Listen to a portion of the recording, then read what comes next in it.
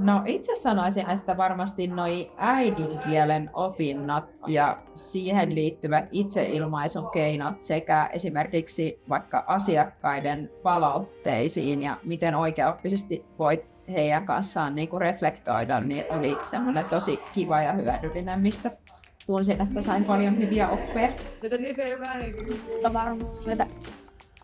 Kun mulla on 2 eri alan toimintaa, niin sitten tosi paljon mä sain itse siitä palvelun muotoilusta irti ja sitten tuloksellisen toiminnan ne kaikki laskelmat ja laitit oli varmasti se niinku juuri syy, miksi mä hain koulutukseen.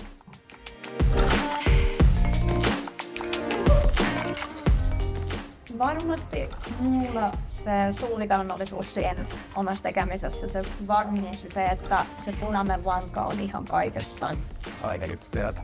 No mulla oli ehkä varmasti se, että kun olen tehnyt jo tosi pitkään tätä työtä, että mä sain niinku semmoista varmuutta omalle tekemiselleni ja sille, että mä teen ihan tosi hyvin mun omaa työtäni ja sieltä sitten pluskeinoja myös siihen omaan työhöni.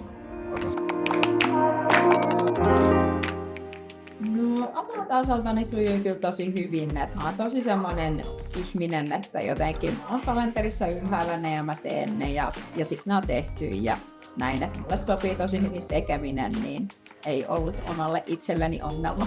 Ja mulla ehkä sieltä toisesta ääripäästä, että mä oon hyvin tyytyväinen siitä, että tää on hyvin joustava. Tää kokonaisuus, että pystyy hyvin omaa tahtiin tekemään. Ja siis varmasti se, että kun virasta on saanut tukea tässä, niin tietää nyt, että